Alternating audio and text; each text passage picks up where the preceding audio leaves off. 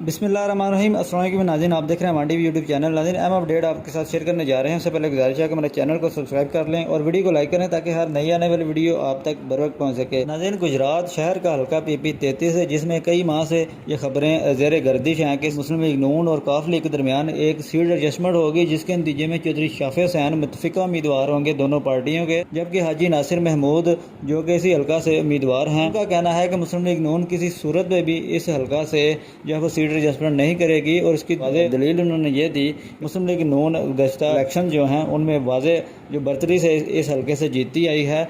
और दूसरी बात उन्होंने ये की कि डॉक्टर सनाउल्लाह ने जो है प्रेस कॉन्फ्रेंस में ये वाज़ेह कर दिया कि मुस्लिम लीग नून पंजाब के तमाम हलकों से जो है वो कैंडिडेट सामने लाएगी और किसी पर भी जो है सीट एडजस्टमेंट नहीं होगी। अब दूसरी जानिब बात करते हैं चौधरी शाफी हुसैन की। उनके हवाला से एक मनसूब बयान में मीडिया पर ये एक बात सामने आई, जिसमें उनका कहना था कि चौधरी शाह हुसैन और मियां नवाज शरीफ के दरमियान ये जो फैसला बहुत पहले हो चुका था। चौधरी शाफी हुसैन जो है वो इस हल्का से मुतफिका उम्मीदवार होंगे दोनों पार्टियों के।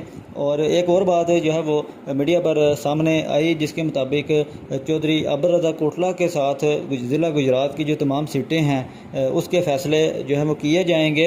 अगर चौधरी अब्दुल रज़ाक कोटला के साथ ये फ़ैसला किया जाता है सीट एडजस्टमेंट का, तो उनके लिए एक और मुश्किल सामने आ सकती है कि क्या वो चौधरी शाफी हुसैन के हक़ में अपनी राय देते हैं या फिर अपनी ही पार्टी के हाजी नासिर महमूद के साथ, जो कि उनके साथ जो तर्ज़ सियासत के हवाला से इख्तलाफ रखते हैं। और गुजरात शहर के जो सियासी और इंतज़ामी जो मामलात हैं उनमें जो है वो मीडिया के मुताबिक जो है वो किसी किस्म की जो सियासी मुदाखलत है वो पसंद नहीं करते। अब देखना यह है कि चौधरी अब्दुल रज़ाक कोटला जो है गुजरात के चौधरी बरदरान के हक़ में राय देते हैं या फिर हाजी नासिर महमूद जो कि उनके अपनी ही पार्टी के जो है उम्मीदवार हैं। अपनी राय से कमेंट बॉक्स में ज़रूर आगाह करें। अगली वीडियो तक के लिए दीजिए इजाज़त।